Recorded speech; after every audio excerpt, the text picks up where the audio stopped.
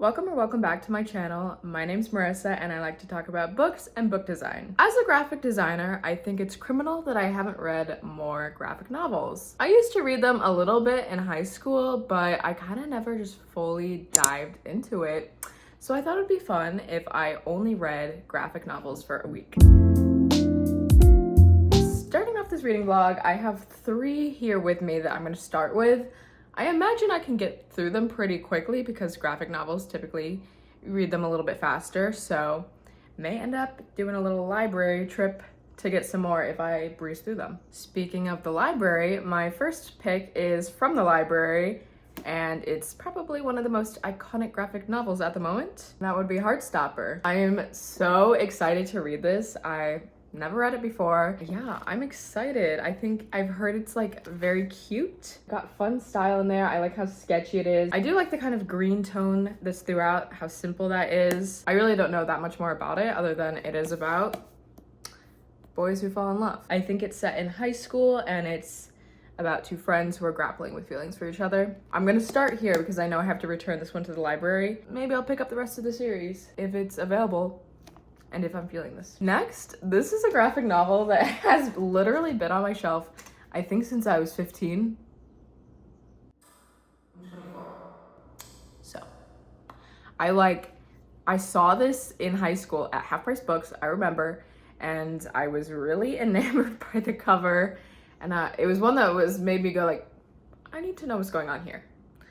And that would be The Sculptor. I don't know anything about this. I don't know anything about the author. I just happened to find it. Oh, well, hold on. We got a blurb from Neil Gaiman. The best graphic novel I've read in years. Okay then. Well, now I'm even more excited. This is kind of what the art is looking like. It similarly is just like one tone, or not one tone, but one color. She's kind of thick though. Very heavy. I'm pretty sure it's about a guy who sculpts like a woman and falls in love with her. Maybe. That's honestly just what I'm getting from the cover. Which I think, isn't that a story in Greek mythology? Yes. So that's book 2. And then the last one I'm super excited about because it's actually a graphic novel memoir.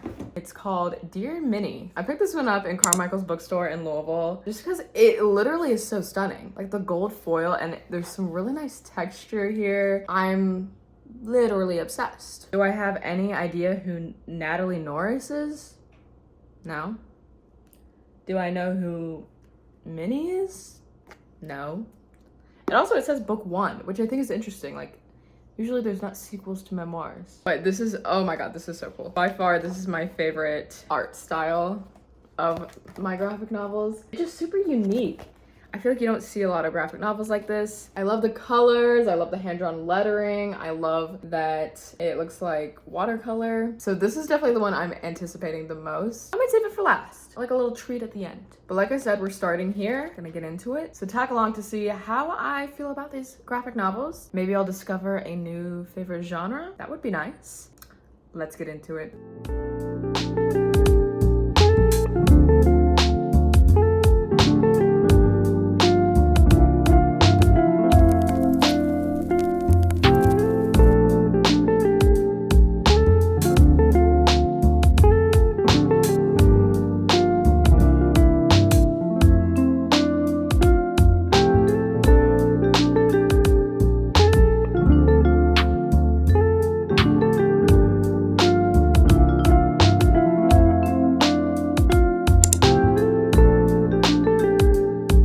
Just made it to page 100 and now I'm looking at the box set on Facebook Marketplace.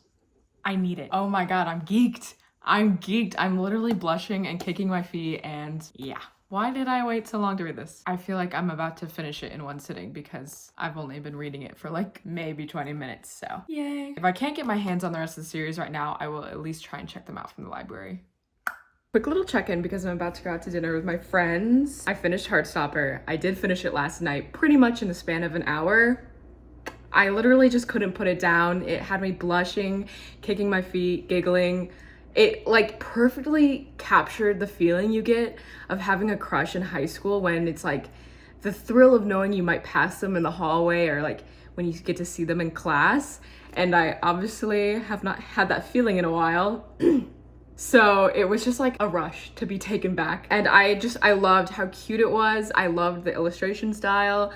I loved the pacing of it. It leaves off on a cliffhanger and it just like has me itching to pick up the next book. I have been messaging people on Facebook Marketplace being like, please sell me your box set, but no one has responded yet. So we'll see about that. I like how the artist breaks out of the bounding box a lot and it just creates like really interesting spreads. This like isn't a spoiler. The way the characters are like breaking outside of the box here, and it's just like, it's very visually interesting. Your eye kind of is always just dancing around the page and taking it all in. Loved it. Another thing I really liked is that sometimes she puts their faces like emojis in the text box to show like the expression of how they're saying it. Like these little guys. Obsessed. I just absolutely adored it. Instant 5 stars. I will be thinking about this for a long time, and when I get my hands on that box set, I will be rereading whenever I need a comfort read.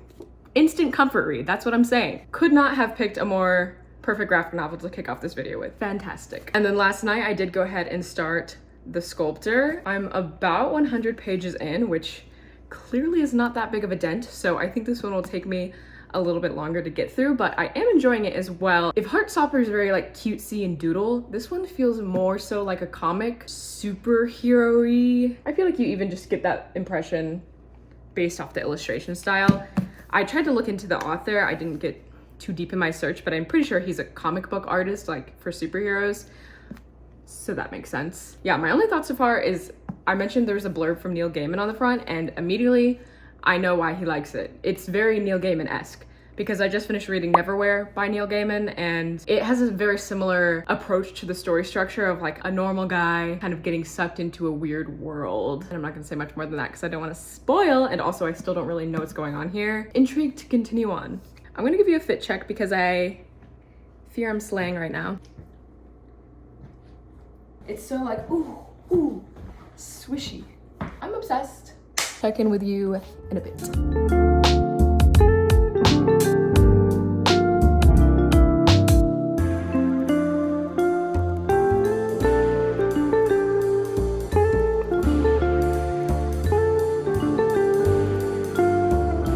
Well, I have finally finished The Sculptor. Unfortunately, I really wasn't that big of a fan. And let me just clarify that I got the plot totally wrong based off the cover.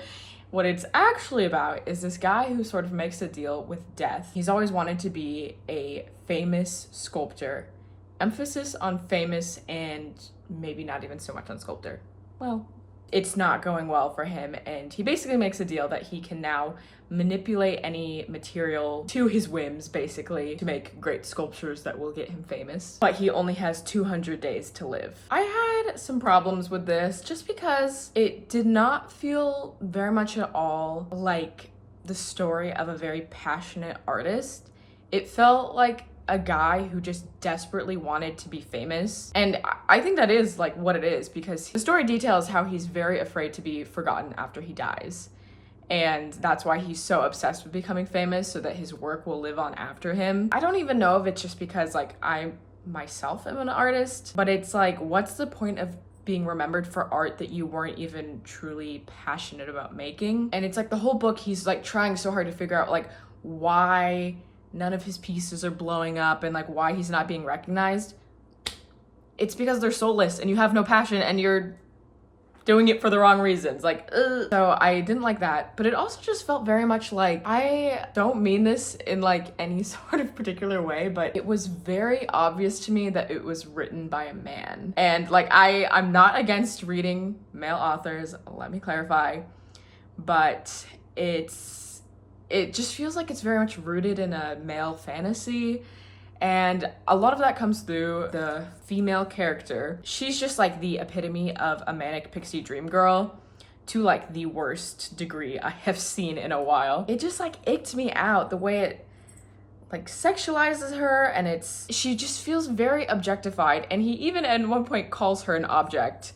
And it's like when he's sculpting her and he's talking about like how physically her form, she's an object, but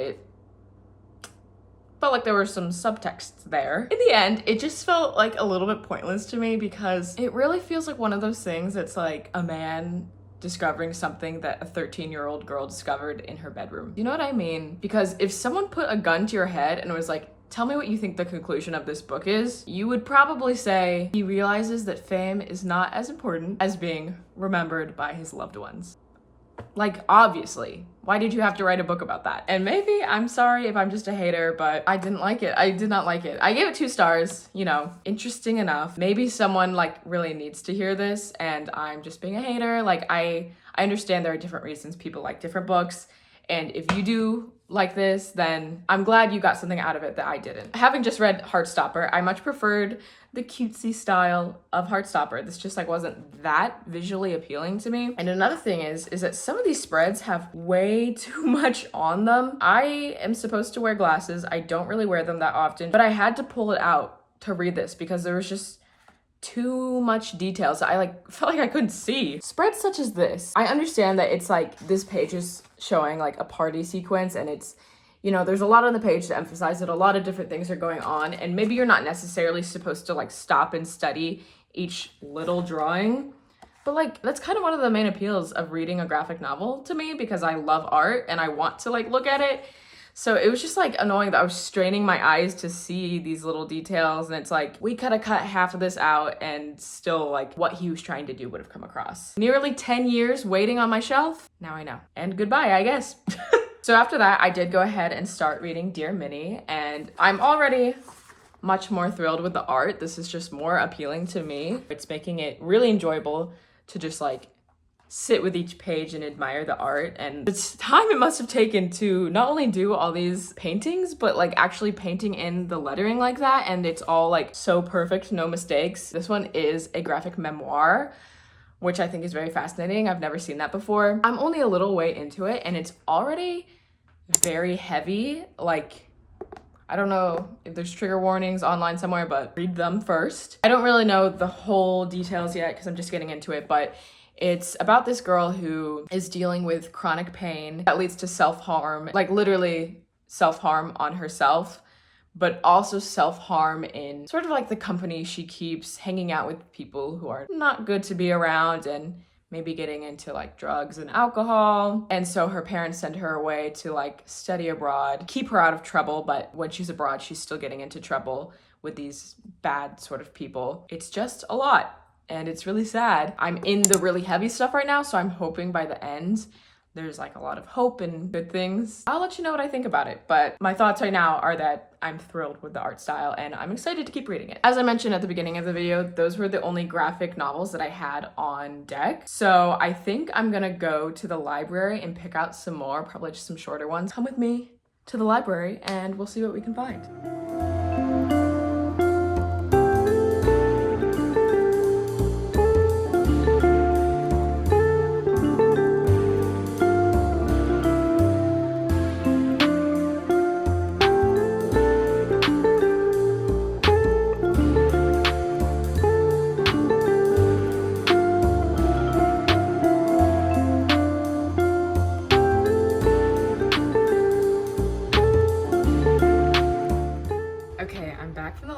So I'm gonna show you my haul. The first book I got was This One Summer. This is a young adult graphic novel. It seems like it's a girlhood story about this girl who goes to the same beach every summer growing up, but she's having some family drama.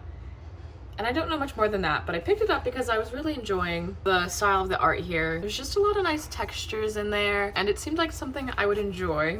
And then I picked up the first book in the Lore Olympus series. So curious about this one because it seems like it's very hit or miss, and I think that's because it is a very hyped book. So I'm wondering if it's just suffering from being overhyped. To me, it kind of seems like it's like the ACOTAR of the graphic novel world. So I really don't know much about it other than it is a very popular graphic novel. So I'm interested to read it for myself and form my own opinion. And then the last one I picked up is a graphic novel version of the novel Speak. And this was one of my favorite novels as a young gal, and I didn't know it had a graphic novel, so I was really interested to pick it up. This is what the art's looking like, and this is a very heavy and sad book. It's about a girl dealing with the aftermath of a sexual assault. I'm a little bit scared to revisit this, but I'd love to see how it was translated into a graphic novel. So that's what I have. It's currently Sunday evening, and I still have not finished Dear Minnie. So I think my plan is I'm just gonna read as much as I can tonight, like no updates. I will just get back to you tomorrow morning. Yeah, I'm looking forward to these books. I don't know how many I'll get through, but we'll just see. All right, coming at you very delayed with my thoughts, but I did finally finish reading Dear Minnie. I did not understand that this book is entirely about a sexual assault. I was like not prepared to read that. The only really indication it gives of that is it says here that it is a vivid depiction of adolescent agency in the face of sexual trauma. I didn't really know how much you would get into it in the book. The book shows very graphic illustrations of the actual assault, and it made me very uncomfortable, and because of that I can't say that I recommend it to anyone. In the author's note, she says that although this was really hard to make, it was very healing for her, and I'm very glad that it helped her heal at least a little bit from the situation, but I just don't know why the reader would have to see such like horrific illustrations. I think it could have been done in a way where you didn't have to see it all. Maybe that's the point of like putting like the true like horrific nature of it in your face. I personally didn't feel like it was necessary. This is maybe the first book that I have ever not given a rating. I can't. And I almost thought about cutting out the clips mentioning this book just because I really don't feel comfortable recommending it. So let me be clear, I'm not recommending it. But I thought it was important that if you were to see it in the store, or like I did, or if you happen to see me reading it on Goodreads, that you don't just pick it up without knowing what you're getting into, because there are not trigger warnings on this. And that's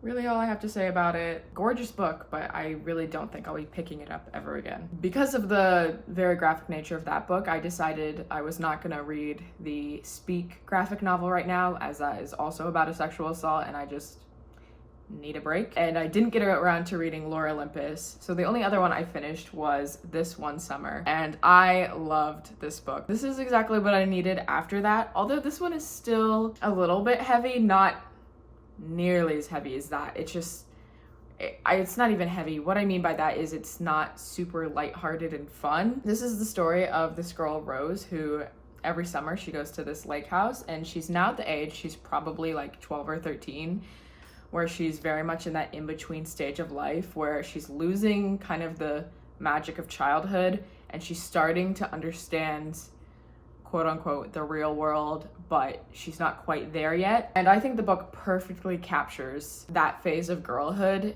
and this is like what it's like to be a 13-year-old girl, and it was like a little bit bittersweet to be taken back there. But I thought it was fantastic, especially reading it now as I am not the target demographic, or age demographic at least. I've kind of been through this stage of my life already, and I can now reflect back on it. Like there's points in the story where Rose is just very cruel to her mother because she doesn't understand what her mother's going through, and she probably won't until much later in life. Yeah, I just thought the authors did a really great job. This is probably my favorite illustration style yet. The texture is so nice. It really captures the vibe of summertime. I think it's a great summer read if you're looking for one right now. I gave this one 5 stars. And that is the conclusion of my expedition into the graphic novel genre. It's been really fun to see kind of what I've been missing out on. I think I will definitely make it more of a priority to read more graphic novels because I really enjoyed them,